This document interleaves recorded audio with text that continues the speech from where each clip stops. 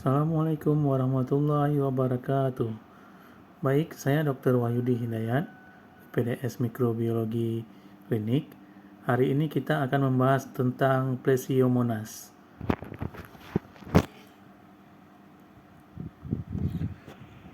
Pendahuluan dari Plesiomonas adalah genus yang hanya terdiri dari satu spesies, yaitu Plesiomonas singhiloides.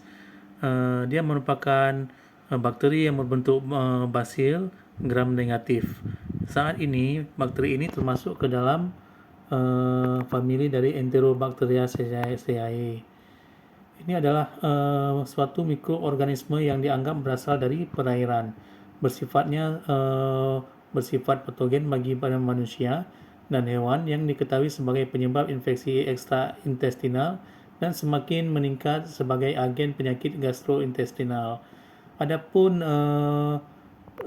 Plesiomonas ini mempunyai beberapa sinonimnya, yang antara lain Plesiomonas diare, Plesiomonas infeksi famili C27 atau Escherichia, Pseudomonas singhiloides, Pseudomonas michiganti, kemudian Aeromonas singhiloides, Fergusonia, dan Vibrio singhiloides.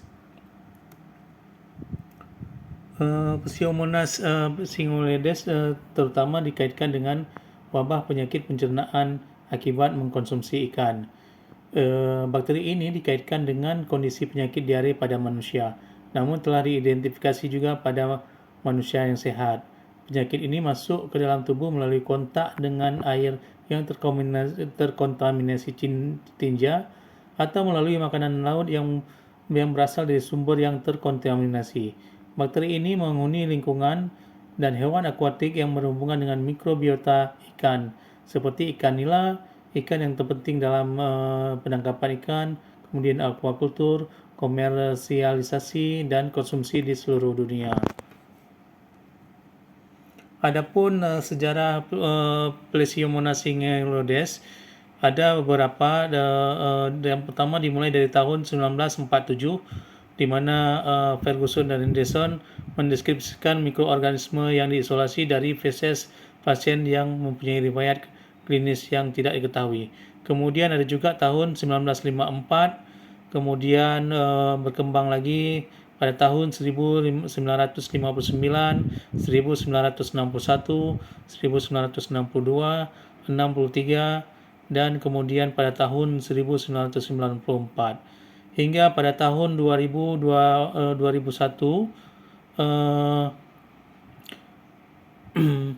genus Plesiomonas ini telah dipindahkan ke famili Enterobacteriaceae dan merupakan salah satu-satunya anggota keluarga yang positif oksidase.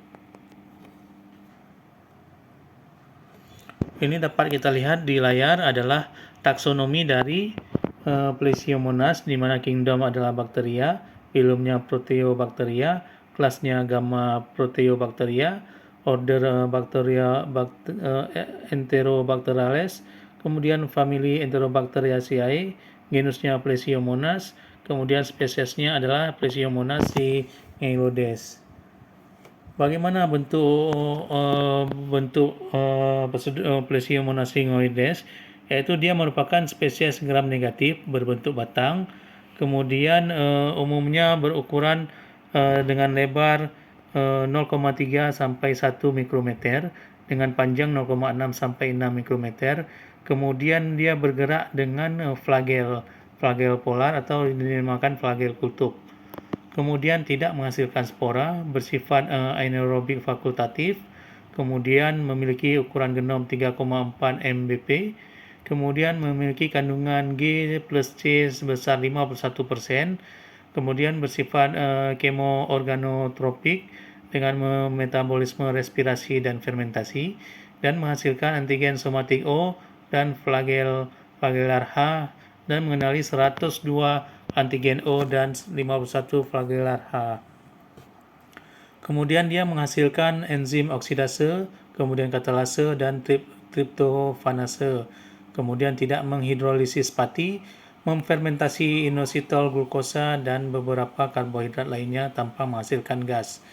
Kemudian dia mendekarbosilat lisin dan ornitin, memediasi dihidrolisis arginin, dan sensitif terhadap prerbiostatik O per 129. Leishmaniasis syngoides ini secara resmi diklasifikasikan ke dalam famili Fibrionaceae, tetapi sekarang menjadi bagian dari famili Enterobacteriaceae. Dia dapat tumbuh pada konsentrasi garam 0,0 sampai 5% dengan pH 4 sampai 8, kemudian dapat tumbuh pada suhu 4 sampai 44 derajat Celcius dengan suhu optimum yaitu 25 derajat Celcius dan 38 derajat Celcius. Kemudian apa saja yang menjadi host dari bakteri ini? Yang pertama manusia, kemudian binatang amfibi, kemudian burung, monyet, kucing hutan, reptil, kemudian kucing, lembu, anjing, kambing, babi, domba, kemudian hewan-hewan yang hidup di air seperti ikan, kepiting, udang, kerang, dan tiram. Nah, ini adalah dapat kita lihat di layar adalah jalur infeksi Plesiomonas syngoides di mana rute masuknya bakteri ini yaitu ke saluran pencernaan manusia dan hewan melalui konsumsi makanan atau air yang terkontaminasi. Dapat kita lihat pada gambar di mana ini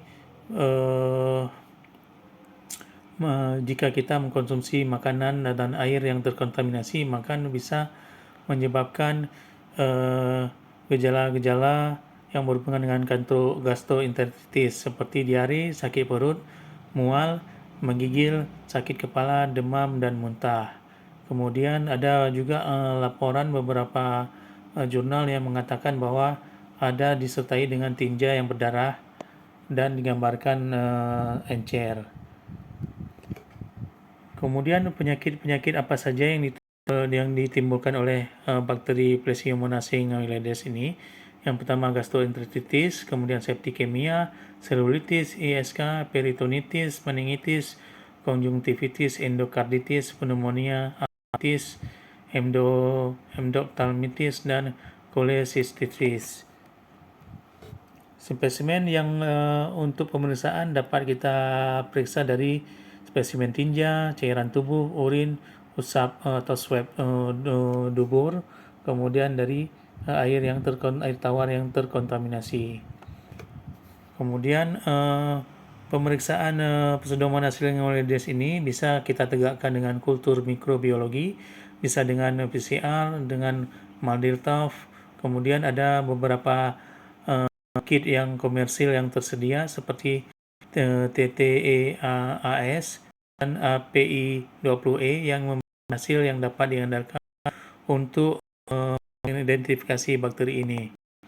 Nah, pada gambar bisa kita lihat itu gambar Pseudomonas syngoides koloni pada varian sendiri yaitu pada agar, dan sebelah kanan ada deoksikolat agar di mana klorifikasi dari datar berukuran sampai 2 mm dengan tepi halus pada agar darah.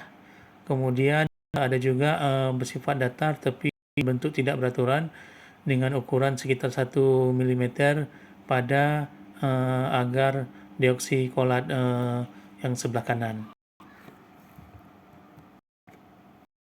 Nah, gambar ini kita lihat pada agar hektar dengan ini Plesiomonas syngoides di mana koloni tidak berwarna, agak hijau yang ditandai dengan panah tebal. Kemudian flora enterik normal atau koloni kuning yaitu ditandai dengan panah tipis dari spesimen tinja. Sedangkan gambar yang sebelah kanan adalah morfologi cahaya pada Pseudomonas syngoides yaitu penggunaan gram secara morfologi basil gram negatif, motil, berkapsul, morfagel, dan tidak bentuk spora dengan ukuran sel biasa 0,7 sampai 1 milimikron, bisa ukuran 2,1 sampai 3 mikron. Nah, bagaimana pemeriksaannya? Ada kita yang pertama bisa menggunakan IBB agar atau Inosol Bright Green Bill Slide agar, kemudian bisa juga dengan CIN agar atau Cefalodin Irgasan Novobiosin agar. Kemudian ada juga sampel yang diperkaya dengan alkaline peptone water atau APW yang mengandung 1% NaCl, dan APW ditambah 3% NaCl di kultur pada suhu 37 derajat Celcius selama 18 sampai 24 jam. Nah, itu sampel digoreskan Monas atau Monas Selective Agar Base atau GSP agar, dan koloni oksidase positif dapat diserahkan untuk di biokimia. Kemudian ada juga media yang lain seperti deoksikolat agar dan bak agar.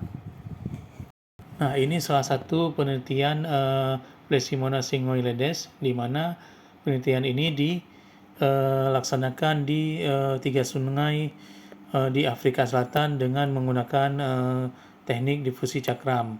Kemudian hasilnya atau antibiogram printing dianalisis. Kemudian ada molar intern hagam agar juga dianalisis. Dan inilah tes biokimia, di mana dapat kita lihat perbandingan antara Pleishmonas vibrio dan Neuromonas pada produk ikan